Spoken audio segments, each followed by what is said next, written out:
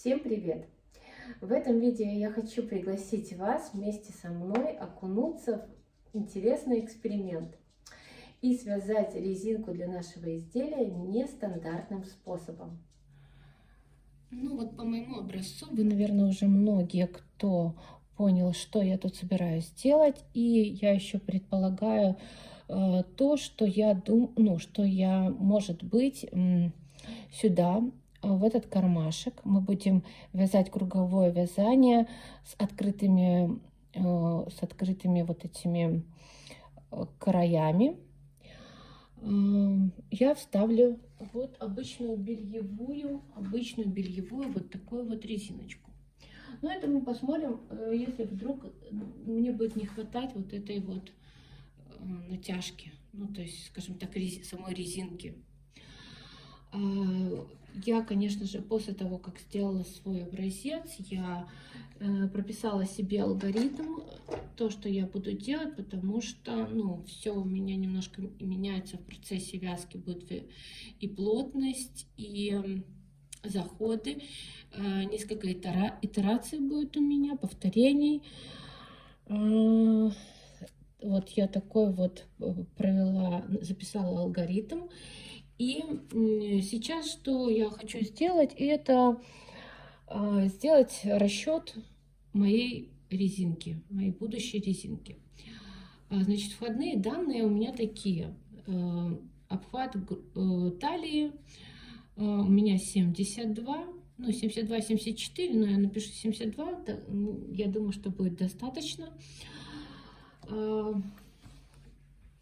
72 сантиметра. Также я взяла метр и сейчас легко растяну, потому что вы все знаете, что мы вяжем одно, а потом оно получается другое по размеру. Поэтому я слегонца растягиваю приблизительно вот так. Это где-то 19-20 сантиметров, ну, ближе к 20. Поэтому у меня растяжимость моя доходит до 20 сантиметров. До 20 сантиметров. Так, 20 сантиметров. И я знаю, что я вязала свой образец на 50 иглах. 50 игл у меня были в работе. Ну, по верхней, допустим, фантуре. 50 петель. Так, все. Поэтому нам вот этого, наверное, входных наших данных хватает. Сейчас мы... так, мне нужно калькулятор взять. Да где-то он, я уже давно ничего не считала. Так, и... Значит, я делаю это так. 72 делю на 20 и узнаю, сколько раз у меня вмещается мой образец. 3,6 получается. 3,6 раза. 3,6 раза. И я знаю, что у меня в одном образце 50 петель. Я просто умножаю на 50 петель. Умножаю на 50. И получаю 180 петель у меня должно быть в работе. Вот. 180 петель мы разделим на 2, чтобы нам удобнее потом выставить иглы. Это получается 90. Вот так. По 90 игл у нас будет слева и справа. Умножить на 2. Вот так. Все, подсчеты мы совершили. И сейчас мы приступаем к вязанию нашей резинки. Ну вот, начала я свое вязание с бросовой нити. Набрала на верхней и на нижней игольнице 90, 0, 90. На нижней игольнице крайние стоят иглы. Сейчас я провязала уже бросовой нитью начала вязки. Навесила гребенку и грузики. И сейчас нам нужно сделать несколько круговых рядов. Для этого мы переводим ручку выбора узора в положение С и поднимаем вот этот вот рычажок. Вот этот рычажок на нижней каретке. Так, я уже так сдвинула. Сейчас провязала. Делаем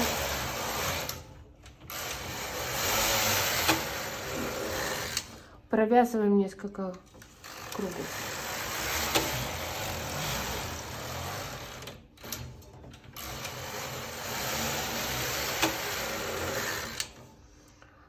Так, ну достаточно нам для брусовой нити. Сейчас мы ее оборвем и запустим нашу основную нить. Моя основная нить это слонимская в 3 сложения, полушерстяная. Так, после того, как мы заправили в машину нить основную, нам нужно сбросить настройки на основных и поставить плотность 0,0. И провязываем ряд.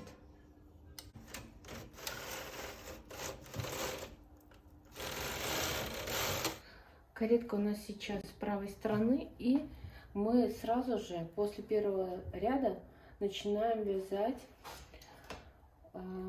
круговое вязание. Ну, как оно круговое? Оно будет частично круговое. То есть мы должны провязать, чтобы у нас оставались вот эти вот открытые края. Мы должны сначала провязать 6 рядов на нижней фантуре, и потом 6 рядов на верхней фантуре. Мы все знаем, что я уже рассказывала, что в электронной машине нельзя поставить холостой ход в обе стороны, он только можно поставить в одну сторону, слева направо. Но сейчас нам нужно провязать 6 рядов на нижней фантуре. И я уже показывала в своих видео несколько способов, как отключать верхнюю каретку, точнее, ну, как сделать, чтобы вязалась только нижняя фантура, например, или холостой ход в обе стороны. Но воспользуюсь советом сейчас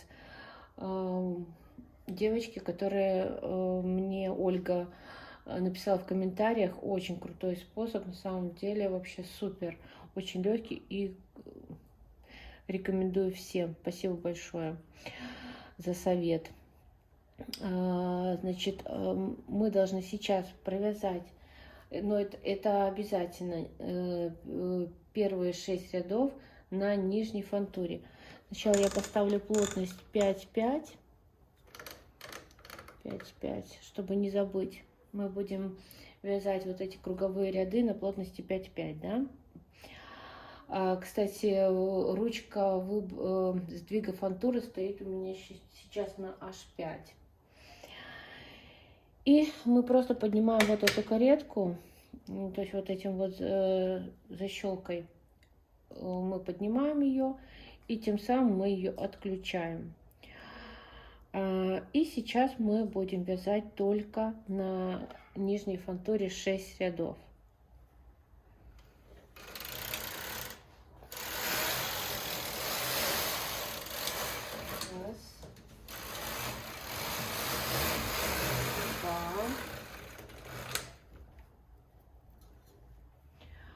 Можно на край повесить вот эти грузики с обеих сторон тоже, чтобы легче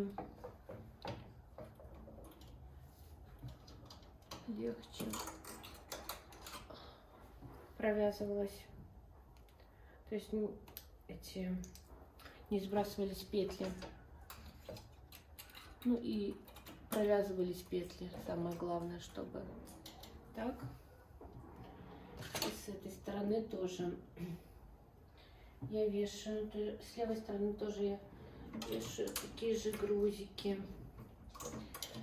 максимум, когда мы повесили такие эти грузики. Так, мы 2 ряда уже провязали. Провязываем дальше.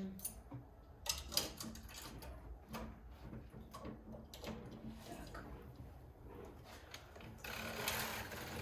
3. 3.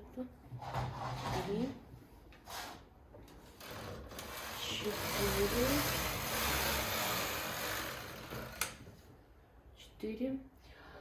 Еще я беру вот линеечку или ту, которая у нас отборная, первая.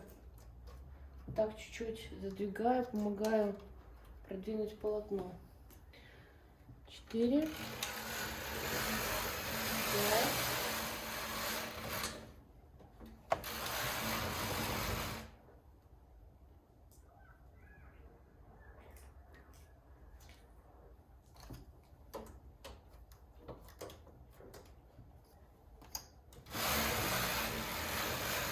6.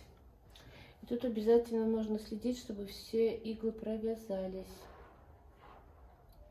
Плохо провязался последний ряд, 6.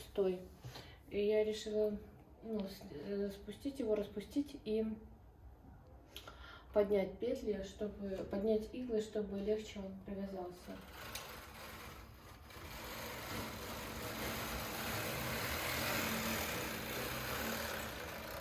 Все.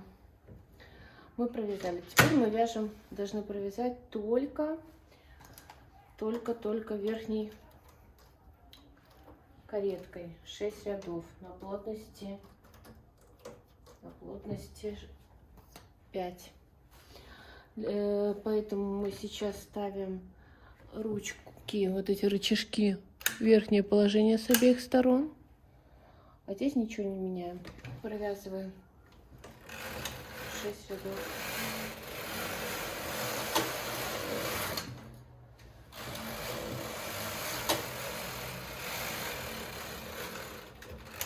Два. 3. 4. Так, тут то же самое. Немножко так помогаем.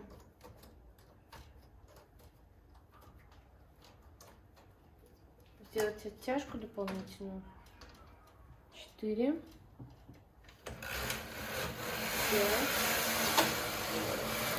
И чтобы 6 точно провязался, выдвинуть все иглы вперед. Тем самым поможем каретке провязать иглы.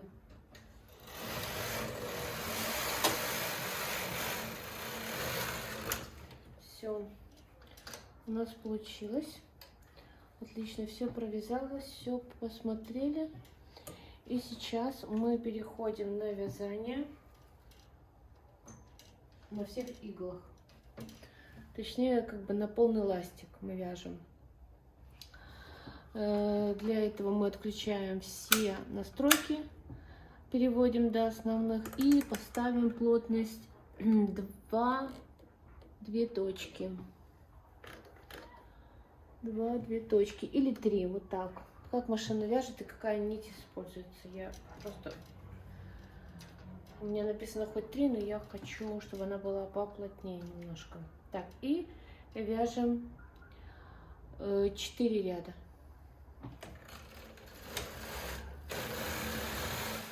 Провязали 4 ряда ластиком. И опять мы делаем следующий заход, следующее повторение. Вот этих вот рядов сначала 6 на нижней фантуре, а потом 6 на верхней фантуре. Опять мы, чтобы провязалась только одна нижняя фантура, мы отключаем верхнюю фантуру, только переводим. Я сразу переведу, просто чтобы не забыть. На плотность 5 ставим и немножко сначала подтянем. И вяжем.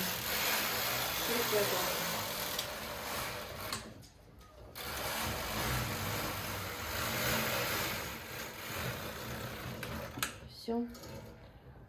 Все иголочки провязали. Теперь мы вяжем 6 рядов на плотности 5, но верхней коррекции. Тут просто поднимаем вот эти два рычага холостого хода.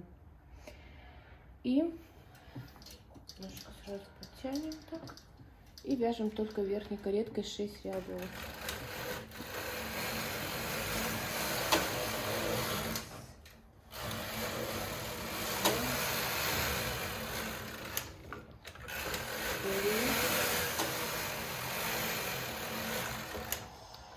Все, 6 рядов мы провязали. И делаем опять полный ластик. Вяжем на плотности 2 точки и 2 точки.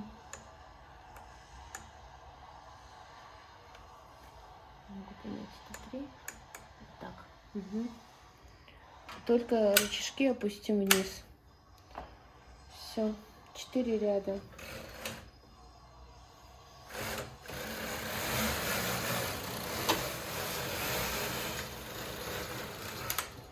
Все провязалось. И последний нам заход, последнее повторение. Это нам нужно сделать опять 6 рядов на нижней фантуре и 6 рядов на верхней фантуре. Все. Мы уже не будем вязать двумя фантурами. Сейчас мы должны перенести с нижней игольницы на верхнюю все петли. Так, я так начала сразу с этой. Не знаю почему, потому что, наверное, неудобно было. Чуть-чуть сдвину фантуру, чтобы иглы стояли напротив, чтобы легче переносить. Так, выдвину вот так вот, освобожу от язычков, чтобы быстрее переносить.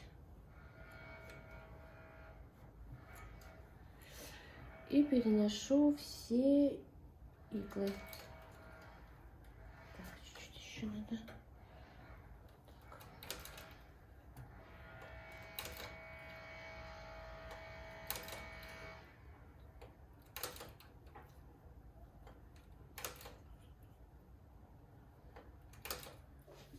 Когда я все перенесла, все петли перенесла с нижней фантуры на верхнюю.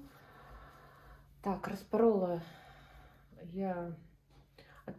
свою планочку, ту, которая у меня повреждена была. И долго думала, с какой стороны мне делать будет шов, но все-таки решила спереди, что он будет у нас. И вот пришлось вот так вот распороть. И сейчас хочу обратить внимание ваше на то, что вот это будет у нас, вот эта сторона, это лицо. И вот это вот лицо. Поэтому лицо к лицу складываем вот так. И я беру декерами, просто набрасываю нашу основную часть на игольницу, на эти иглы. Вот так. Сильно я не вижу здесь рядов, потому что уже тут и носилась, и, ну, в общем, вот так. Набрасываю.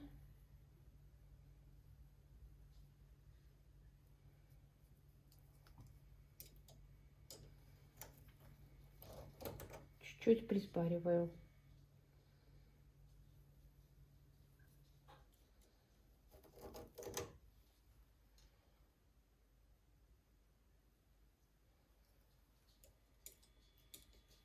Равномерно стараюсь это делать. Так, и после того, как мы равномерно распределили наше полотно, я выдвигаю все иглы в переднее нерабочее положение.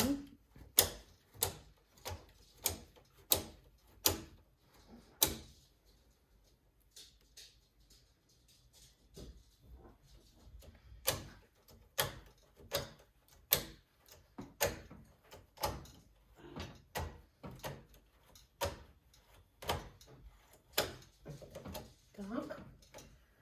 На калитке поставлю плотность на 1 единицу больше и провяжу один ряд.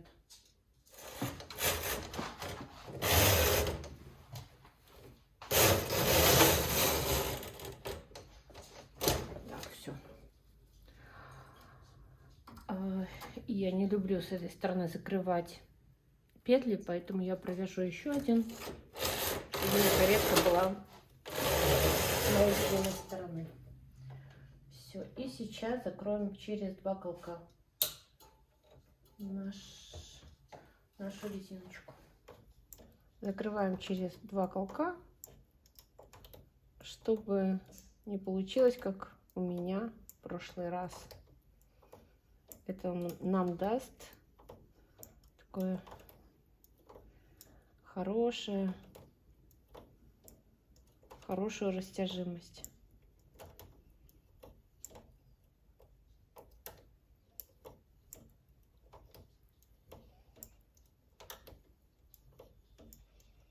Можно снять все наши изделия с голков. Так, и достанем гребеночку.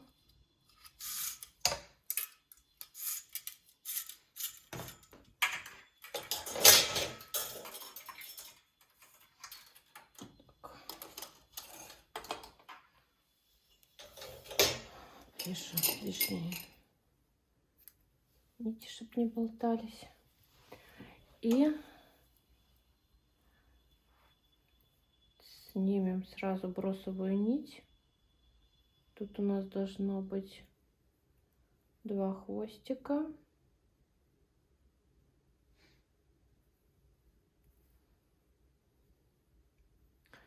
И здесь у нас должно быть 2 хвостика.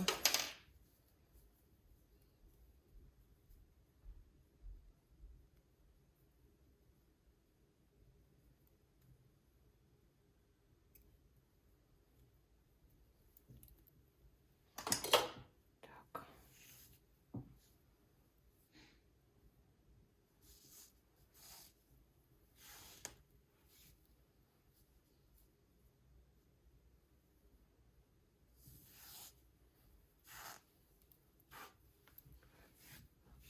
Вытягиваем эти хвостики.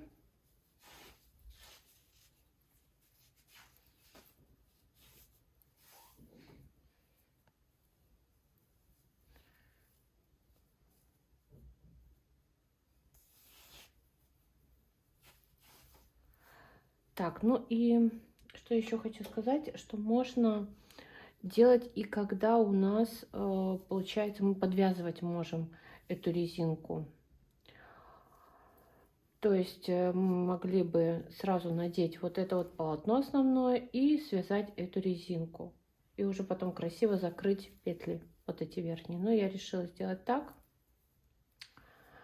таким способом. Вот что у нас получилось с изнаночной стороны. Так, а что получилось с лицевой? Вот так. Те, которые петли будут что-то выскакивать, я их туда заправлю. Это у меня хвостик. Нить закончилась. Мы ее просто туда вовнутрь, в серединочку получается. Так, что сейчас я буду делать? Я сейчас закрою... Ой.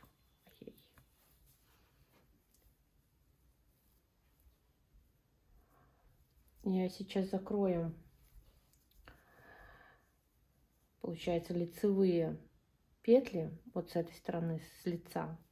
Оставлю только вот эти кармашки с изнаночной. вот эти кармашки с изнаночной. И потом примерю, если нужно будет, буду вставлять сюда резиночки. Вот в эти кармашки, которые мы делали. Сейчас мы все рассмотрим поближе, но для начала я хочу сказать, потому что вы посмотрите своим сейчас профессиональным глазом и подумайте, что это тут такое. Вот эти вот большие петли, это с прошлого раза пришивания. То есть я, скорее всего, брала вот эти петли, ну как-то тут вот получается почему-то глубже захватила. И поэтому они растянулись. Ну а сейчас я сшивала просто матрасным швом вот эту вот часть. Вот она получилась достаточно красиво. Первый раз делала. Дальше. По поводу резинки. Уже как вы поняли, что я вот эти вот бельевую резиночку, я вставляла ее сюда. Все-таки в 3 вот этих наших кармашка я вставляла. И получается, что я матрасным швом зашивала здесь, и потом зашивала вот тут, это пропускала вот тут и вот тут. Возможно, что тут вот то, что резинка, оно как-то неровно получилось. Хотя я растягивала, пробовала петли, но мне что-то как-то вот тут не очень нравится. Ну, так оно незаметно. Ну, как незаметно? Ну, не критично, но тут надо дорабатывать именно этот момент. Вот, по поводу еще что у меня тут по изнаночке. Вот сейчас покажу спинку. Вот на спинке вообще аккуратно можно было и делать сзади шов, чтобы не так он бросался. Но также можно добавить сюда шнурок, вот сюда вот, да, в центр. Можно даже сделать при вязании, уже когда мы вяжем, сделать тут дырочки дополнительные. И сюда шнурок, и тоже будет хорошо. И по поводу изнаночки. Изнанка, значит, у меня такая. Ну, вот этот вот наш шов, который через 2 колка, ну, он получился все хорошо, красивый. Но здесь был момент, что тоже, как я говорю, что это мои брюки, которые я вязала уже давно, штаны. И получается, что я уже не помню, как я там закрывала эти петли. Потому что я одно, что помню, что они были у меня очень длинные именно по вот этой части, вот по этой части длинные. И я как-то их там, помню, не сильно удачно закрыла, это я помню. Ну, там резинку приделала и нормально, бейку. И под кофтой оно не видно. Но когда я надевала это полотно на машинку, то получилось не сильно ровно, я его надела, из-за того, что был край так неровный. По-хорошему надо было брать, перевязывать, ну, то есть перезакрывать вот эти петли краевые. Ну, я, естественно, не хотела, потому что мне надо было побыстрее. Я хотела все это сделать уже и пойти, как говорится. Вот. И вот эти петли краевые, они стали вылазить у меня вот здесь. Вот я сейчас покажу. Вот типа вот, вот типа такого, да. Вот по всему... по всей окружности, вот типа такого, да, вот, и мне пришлось что-то усилить, и, в общем, я взяла косичкой с воздушной петлей, это что-то из разряда этого, вот эта вот косичка, ой, сейчас, вот она, как это, крючком, вязание крючком, взяла и провязала вот этой косичкой вот это вот основное полотно, именно край основного полотна. Вот, ну и вот так вот получилось все. Сейчас, значит, еще хочу вот сказать один нюанс, что при вязании вот этого вот кругового вязания я обратила внимание, что у меня все-таки есть перепад в моих фантурах по плотности. И, значит, вот на верхней фантуре рыхлее получается, чем на нижней. Вот это вот эти нюансы у меня такие. А так вообще в целом я довольна, очень довольна. И сейчас сделаю примерочку, и вы посмотрите, как на мне. И, конечно, хочу показать вам полностью свой костюм. Уже раз мы его рассматриваем и дорабатываем. И вот такая резиночка получилась. Так, сейчас покажу. Вот так вот она смотрится. И вот еще такие мысли у меня по поводу вот текстурированной нити. Обязательно попробую в следующем вот этом вот проекте каком-то, который я буду резиночку делать. Ну, вот такое сегодня видео у меня получилось. Спасибо, что вы были со мной. Спасибо, что делитесь своим опытом. Пишите мне комментарии, ставите лайки. И до встречи в следующем видео.